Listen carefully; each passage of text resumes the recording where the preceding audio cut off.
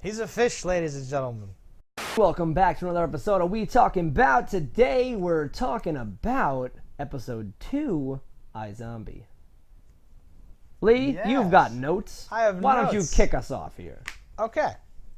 So I guess first we'll just go into like what happened this episode, and then we'll sort of talk Sure. about the overall trends and directions and all that other business. You got it? This episode has Carla from Scrubs in it. That was my first thing I Oh was my gonna say. god! I literally fucking Googled to double check it. Oh yeah, I knew that was her off the bat. I knew that it was her, but I wanted to be 100% sure, and I actually Googled Scrubs and then clicked on her and then found iZombie just so I wouldn't accidentally Google iZombie and find something out about something. good way to do it. So I was like, okay. Something I meant to bring up last episode, but was reminded again by the beginning of this episode is, did you see that it's like director produced by Rob Thomas?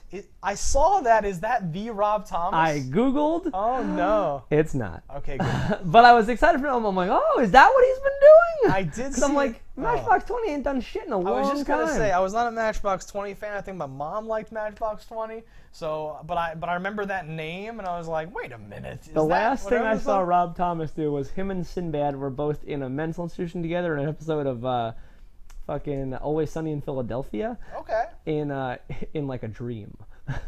I was about to be like, see, he's fucking around with Sinbad. He sucks. And then you said, oh, it was on Sunny, and I'm like, oh, wait a minute, maybe that No, was it good. was great. It was Okay, great. fucking awesome. But that was the last thing I think I've ever seen him do. I don't know what he could be doing. Doesn't do music think anymore. he's And if just he does, counting- he's not popular. I think he's counting his money and shit, right? He has I guess. $1 million. I always wonder how much money people have because you hear all these stories about people getting fucked in the music industry, and I'm like, Yeah. do they actually have money? I feel like every now and then someone is smart. Like Viggo Mortensen, right? Just is Retired? Like, he's like just smart, and he has a hot wife, and he just hangs out. Is my understanding? Because I like him, and I remember Googling like, what is he doing? And he's like, whatever he wants. He doesn't have to do anything. He's like been smart with his investments or whatever the fuck. Just like, oh fuck. I wish. Well, he's also being the you know. star of multiple movies. I think is a little Oh, bit, yeah, yeah. is a little bit more money potentially than being a rock star nowadays. Oh yeah, 100%. But then you get like a Nicolas Cage scenario where it's kind of Yeah. like you're in all these movies, and then you fucked everything up, and now you're doing all these movies, and all this shit's happening or whatever. So he's like the exact opposite of that, where it's Yeah. like, I wish you'd fucked up a little, so you'd have to make a couple more movies before you get too old, because I like you as an actor. So back to the episode. We've gone off Yeah. on a tangent here. The gang gets back together. So obviously, the way this show works, every episode there's going to be a dead person. There's going to be a like mystery to solve. There's going to be a brain to eat. There's going to be stuff to happen. And Yep. this time, the person who is dead is an artist. A famous painter, or not so painter. famous painter anymore, or A whatever paint he is. man, a dead famous painter man. So the whole gang gets back together immediately, and they go off and they're doing the normal interviewing stuff. All the things happen, right? They Yep. find the people, everything. The ex fiance shows up, and I made a note here that he's still horrible. He's even worse now than ever, and like later on, he gets even worse. In the Right. episode. So we should skip. I don't think I have a separate note, or if I do, it's okay. It's a very small one or whatever. So my hope is that what they do with him later in this episode means that he's like not going to be on the show much anymore. I'm hoping, but I My think fingers she's are gonna fight crossed. for it, and it's Yeah. gonna be this whole back and forth. I do love where they're going with the eating the brains and gaining characteristics of the person. I cool. think that's a cool aspect. Yeah. It's a little weird because I doesn't seem like they if they retain these powers, it's kind of like Sylar from Heroes, 100%. only on a temporary basis, so more like a Peter Petrelli. Yes. But it's still pretty cool. So in this one, she takes on his like artist characteristics, his womanizer powers. So in the first episode, she gains sort of a random assortment of things. The kleptomania. She becomes a the klepto. Who knows Romanianism and all Romanian? that Yeah. stuff. Right. So here, and I am wondering because we're still learning all the rules of this universe. I don't know if she still speaks Romanian or not. Yeah. I guess She not. mentioned in this episode that she's a klepto, though. She didn't steal anything, but she mentioned the klepto.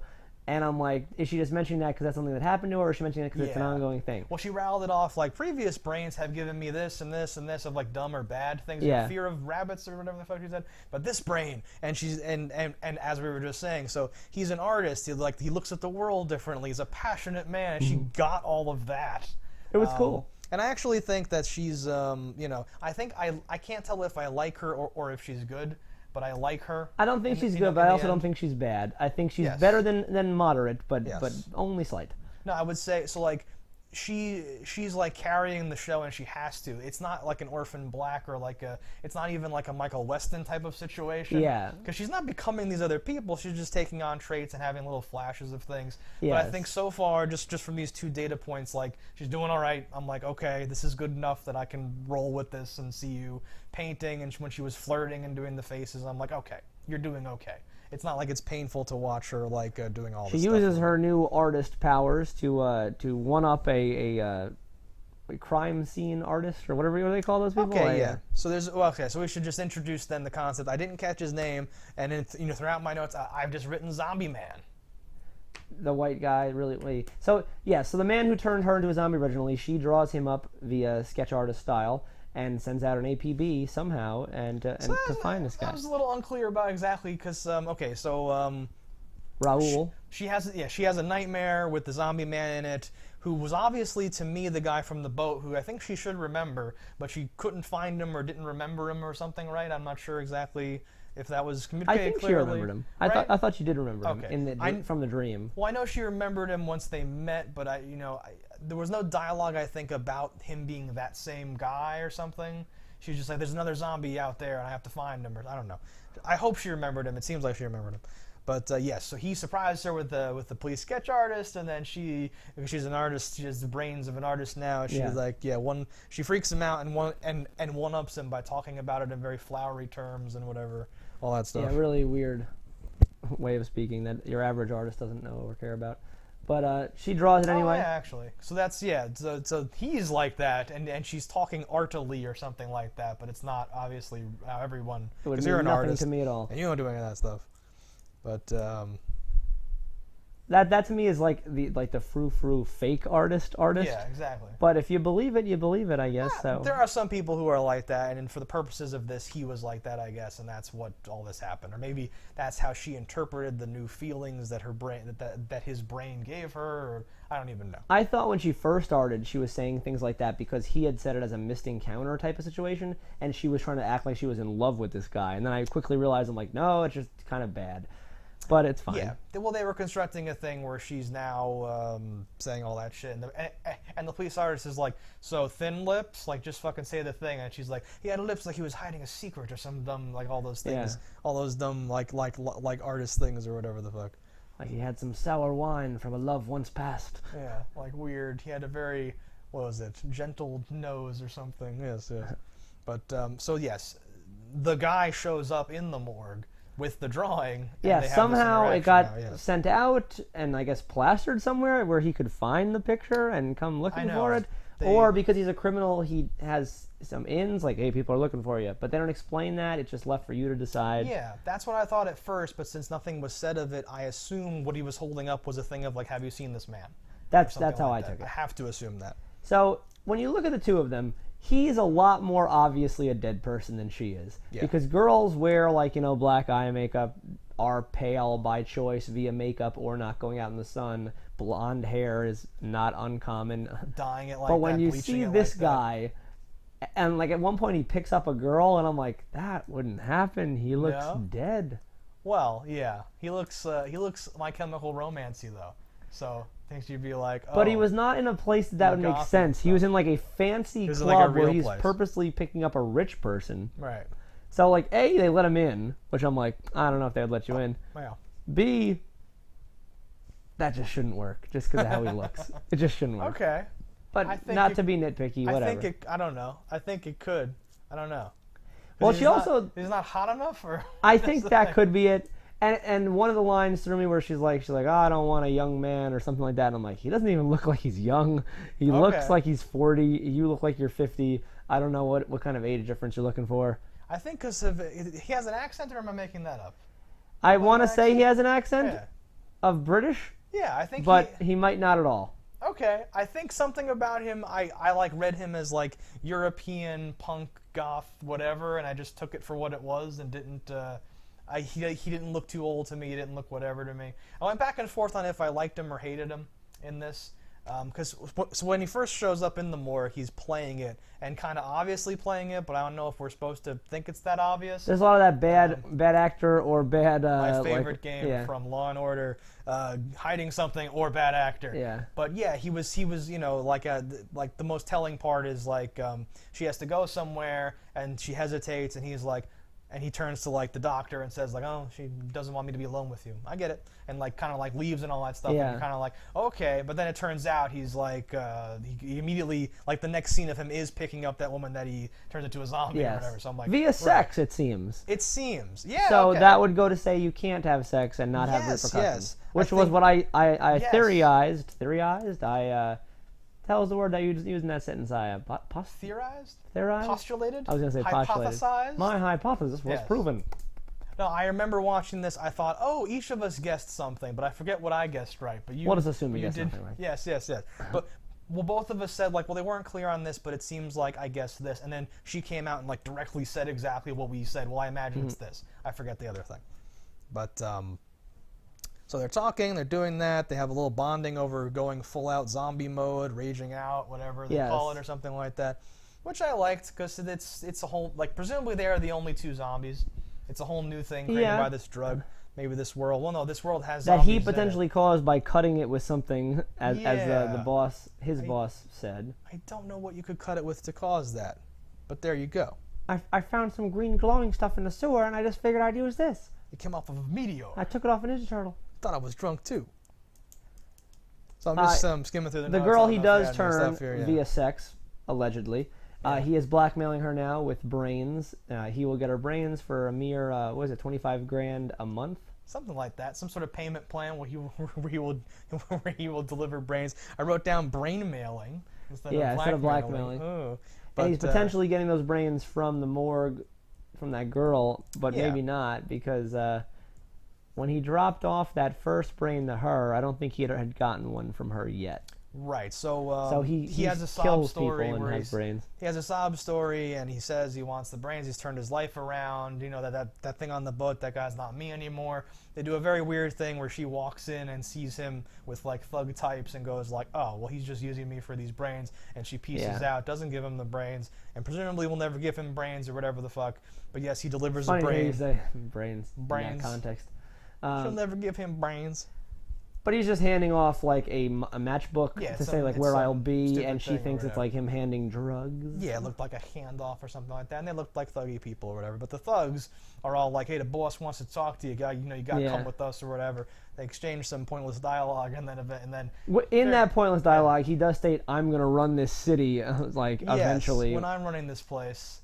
I'm not. And then he kills these thugs. Right. So just in case you thought the earlier thing with the woman and the later thing with the blackmail was just a survivalist thing, and he's like whatever, he's clearly a scoundrel. Right. Maybe bad guy. Maybe he's just a con man. It's like no, he is a straight up murderer. I'm sure. Oh, okay. Yeah. That he got interrupted by the guy because you were like, how did he kill that guy? And like that guy's not a zombie, but the brain was there for her. Yeah, he was chasing him to kill him. And I was like, well, I guess there's sirens. Maybe and she said, well, it was a homeless dude or something. And he said he got interrupted or whatever. And then he played off. That person died later for some other thing than being killed by zombie man. They got hit by a car or something. Right, and she ate the brain due to that. Yeah. But that was part of his sob story was like... his beginning you think he could be innocent, that he was just like her, he's just a guy, and you could even write off the fact that he turned her, because he was turned. Well, and he said, oh my god, I don't even remember that, I was so high on that fucking weird drug or whatever, like, it totally could have been... But I don't think she knows that he was like the drug dealer or whatever the fuck. What's weird to me is... if this is all by a drug, the drug turned people into zombies. Yeah. So if you were turned to a zombie, because we have a zombie as our main character, and maybe it's different because she was turned via scratch or whatever, but when you took the drug, you'd be a zombie. You wouldn't immediately go like crazy. Right, I know. But for the purposes of this show, they all you immediately went full bore zombie mode. I need brains so bad. The drug might immediately kick you into that mode or something. I was also wondering because she might be like. I'm not clear whether or not he gets powers and abilities from eating brains, or if that's just her thing. He does, because he says, "Did you just have a vision?" Or something like that at one point. But maybe did not he those say exact like words. They have those? Okay. I think it was inferred, at least from as I believed. Yeah. I took it as yes, they know this. Like, oh, you just have one of those things? Those are crazy. Okay. I know what you're talking about, but I didn't catch it as that. It totally could be. Because that's interesting, too, because he's out there eating other brains and might have all these weird skills and excuses to do certain stuff, especially if they retain these skills, which we don't really know if they do or not. If it was a retained skills thing and I'm the bad guy, I'm killing specific people on point. Like, the guy who just, like, is closing up the karate dojo, get him. All right, I now am a black belt. Girl. All right, the day trader or whatever. All right, I'm making money on my own. Like, just things like that. No, and this is an interesting part of it because, like, I don't know that she ate any more of the brain than when she scraped off of the paintbrush handle, the artist guy. And she had all these abilities. I don't know how long it lasts. I don't know how much of the brain you have to eat. Could you freeze the brain of that has a specific power to save some powers and like preserve it and then bust it out as like a fucking like I can speak Romanian popsicle later? Presumably, right? I think so, right? That's one of those other things that I was going to say is a prediction that is something they should do that I don't think they're going to do. Okay, but you don't think that they're going to do it? I don't think they're going to do it. I think it's good. And usually, I forget the one we had last week was, but I think that's another one of those situations. Well, the last one was the hot sauce thing. Yes, yes, that's right. Entering a hot sauce eating contest. And show her again. Or just like, I'm tough. I can eat your like kimchi or whatever. Like something's going to happen with her ability / need to taste only spicy things or whatever. So the rest of my notes, so like, that's, I think, all of Zombie Man's arc in this, right? Pretty much. Right? Yep, that's it.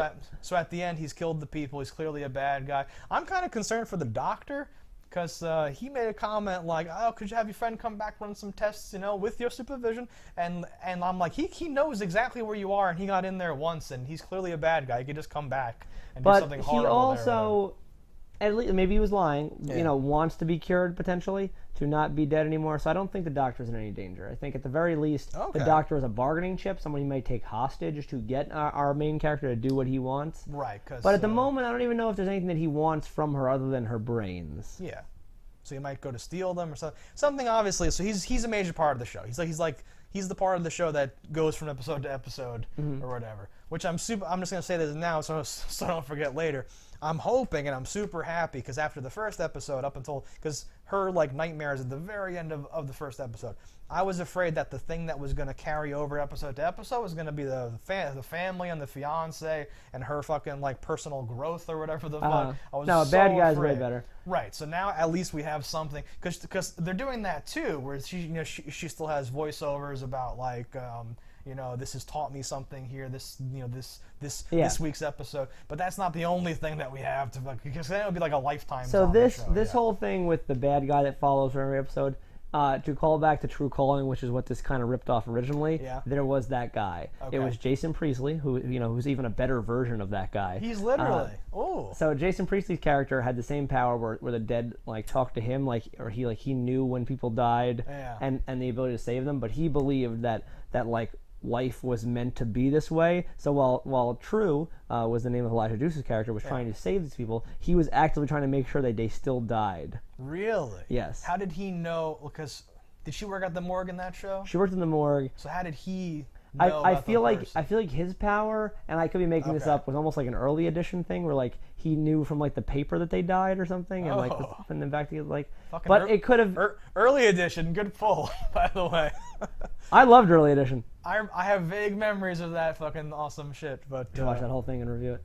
But I forget exactly what it was because it's been like 7 years since I've seen the show. But it was structured so they could like compete. He was like the devil and she was like the angel. That's pretty She was trying to save and he was like no, these people are dead. They need to stay dead. Like yes, what is dead should remain dead. And that's what this guy is to me.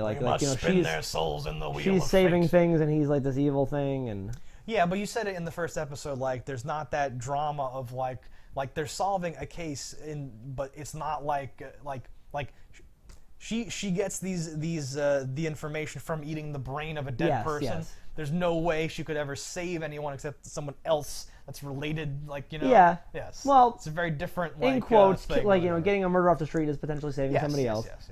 And at least righting a wrong, and that's what she's all about. Right, but she's making things right. This is almost like what was the one where the like ghosts talk to the person? They gotta make the it ghost right. whisperer. The ghost whisperer. Oh, I'm cringing and dying. All right, no, so it's almost like that, where like you are like making good on the person who was wrongfully killed, and now they're in the morgue, and because it's the police morgue, so the only dead people there are people that died in some way, in some suspicious way. Yeah, it could have been an accident, could have been something bad, could have been an actual like murder. All right. But that's like the through line throughout the episodes. The case of the week this week, or this episode. The case of the painter. The dead painter. I didn't catch the name, but it even has like the weird episode names, like like Picasso's paintbrush, or like some bullshit name in the fucking comic book, like the like square, like exactly the rectangle top part. Yeah, so. She starts having visions, right? She starts picking up the powers and the passion and the art and all that stuff. Yep. They go to, the cops like tag along with me, predictably speaking. There's like a big record scratch because they think that it's the wife, but then the wife's already there with the chick that she saw him cheating on him with. Yeah. And then she goes, "Oh, this is Tasha. This is my favorite of my husband's lovers. This is one of Javier's, like one of my favorite of his lovers or whatever," and that throws everything for a loop. And there's a big chain of like, who's the person, who knew what, how tall are you, all the usual things that you would do in like a case here.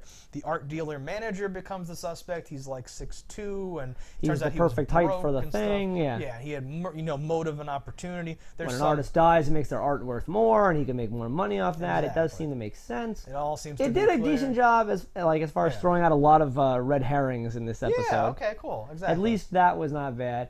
And a really weird thing was the boyfriend of one of the girls that Javier was having sex with. Yeah.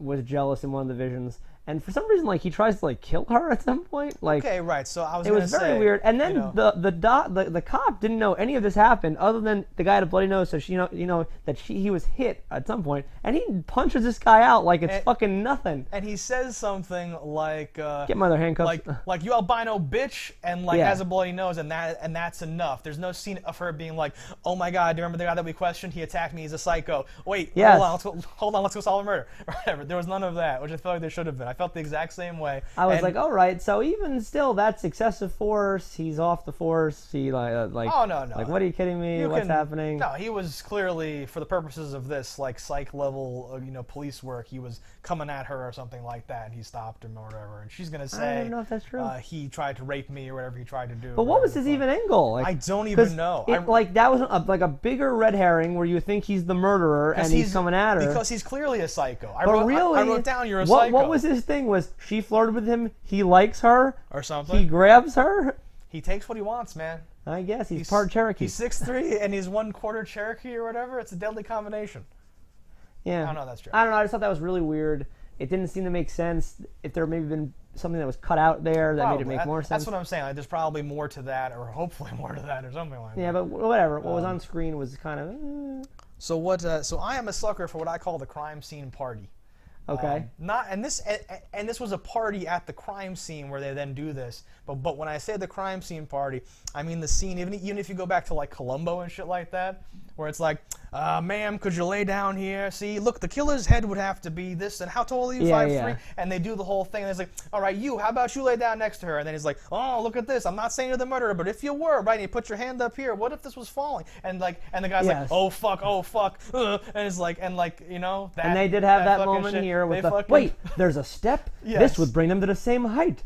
So I wanted though that's like her assistant friend or her boss, whatever says this. The doctor. And I wanted it to be a thing where they go like, "Shut up, blah blah blah," like we're talking here. No. So like the doctor, for some reason, because he's at the party, is the Columbo, but he's almost like it's almost like Clue, because he kind of acts it out. He's like, "Wait, I'm here. You stab," and then he runs over and goes, "Ah!" and like stabs himself and all that stuff. I liked that a lot. I was like, "This is cute. I'm happy with this." Or whatever the fuck.